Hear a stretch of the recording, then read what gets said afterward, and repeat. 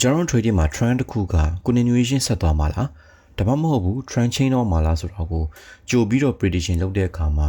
တိကိုတည်ထားတဲ့ tools တွေရှိတယ်အဲ့ဒါက chain short corridor နဲ့ breakout structure ပဲဖြစ်တယ်ဆိုတော့ကျွန်တော်ဒီနေ့ chain short corridor နဲ့ breakout structure ကိုဘယ်လိုတည်တည်ကြကြသတ်မှတ်မလဲဆိုတော့ knowledge sharing လုပ်ပေးတော့မှာပဲဖြစ်ပါတယ်ဆိုတော့ကျွန်တော်ကတော့ Excel ပါကျွန်တော် breakout structure အကြောင်းအရင်ဆုံးပြောမယ်ပေါ့နော်ဆိုတော့ breakout structure ဆိုတဲ့အဓိပ္ပာယ်ကဆိုကြပါစို့ကျွန်တော်တို့ up trend တစ်ခု higher high higher low higher high higher low တွေနဲ့တက်လာတဲ့အခါမှာကျွန်တော်တို့သတ်မှတ်လိုက်တဲ့ high point နော်shadow ပဲဖြစ်ဖြစ် body ပဲဖြစ်ဖြစ် high point ကဆိုကြပါစို့1000ဈေးရန်လို့မျိုးလုံးနဲ့မြင်ကြည့်မယ်ဆိုရင်ကျွန်တော်ကဒီ high point ကို body နဲ့ break သွားတဲ့ကောင်က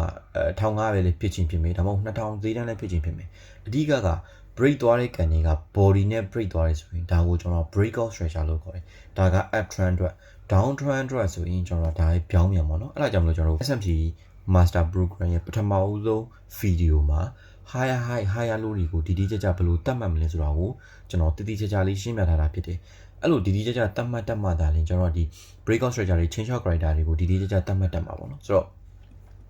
ဒါက breakout structure okay chain short corridor ကကျတော့ price က higher high higher low တွေနဲ့တက်လာတယ် level တစ်ခုရောက်တဲ့အခါမှာဆိုကြပါစို့ PY တစ်ခုရောက်တဲ့အခါမှာ seller တွေဝင်နေ new higher high တစ်ခုမဖန်တီးနိုင်တော့တဲ့အခါမှာဘာလုပ်လဲ price ကကျွန်တော်တို့တတ်မှတ်လိုက်တဲ့ higher low point နော်ဒီ higher low point ကဒေါ်လာ1000ဈေးတန်းဆိုရင်ဒီ low point ကို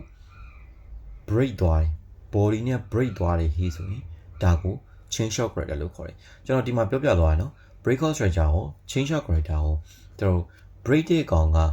body to body ဖြစ်ချင်းဖြစ်မယ်ဒါမှမဟုတ် shadow to body ဖြစ်ချင်းဖြစ်မယ်ဆိုလိုချင်တာကဒီမှာကျွန်တော် height တတ်မှတ်လိုက်တဲ့ကောင်က body ဒါမှမဟုတ် shadow ဖြစ်ချင်တာဖြစ်ရတယ်ဒါပေမဲ့ break တဲ့ကောင်က body ဖြစ်ကိုဖြစ်ကြမယ်နော် chain short corridor မှာလည်းအဲ့လိုပဲကျွန်တော်တို့တတ်မှတ်လိုက်တဲ့ low point က body ဖြစ်ဖြစ် shadow ပဲဖြစ်ရတယ်ဒါပေမဲ့ break သွားတဲ့ကောင်က body ဖြစ်ကိုဖြစ်ကြမယ်ဒါကတော့ breakout structure နဲ့ chain short corridor အကြောင်းပဲဖြစ်ပါတယ်နောက်ထပ် video ဒီမှာကတော့ liquidation အပိုင်းကိုထပ်ပြီးတော့ knowledge sharing လုပ်ပေးသွားပါမယ်ကျေးဇူးအများကြီးတင်ပါတယ်ကျွန်တော်အခု sharing လုပ်ပေးခဲ့တဲ့ S&P Master Program ရဲ့ video တွေကိုကျွန်တော်တစုစီရဲ့ကြည့်လို့ရအောင်လို့Telegram မှာ channel လေးတစ်ခုလုပ်ပေးထားရပါတော့ဆိုတော့ဒီ channel မှာ video တွေတစုစီရဲ့ကြည့်လို့ရမယ်ပြီးတော့ကျွန်တော်ဒီ S&P သမားအချင်းချင်း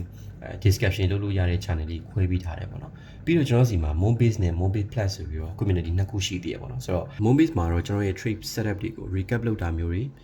ပြီးတော့ကျွန်တော်ဒီ live market မှာဝင်ခဲ့တဲ့ trade setup တွေကို sharing လုပ်ပေးတာမျိုးတွေနဲ့ knowledge sharing post တွေကိုရေးပေးနေပါတယ် Moonbase Plus ကတော့ကျွန်တော်ရဲ့ 101 premium membership program ဖြစ်ပြီးတော့ဒီ program အကြောင်းကိုအသေးသေးလေ့လာခြင်းနဲ့ဆိုရင်တော့ကျွန်တော်ရဲ့ဒီ website ကနေပြီးတော့အသေးသေးလေ့လာလို့ရပါတယ်ပြီးတော့ကျွန်တော်သင်တန်းနေလည်းလာပြီးတော့တက်လို့ရပါတယ်ကျေးဇူးအများကြီးတင်ပါတယ်နောက် video မှာပြန်လည်ဆုံတွေ့ကြတာပေါ့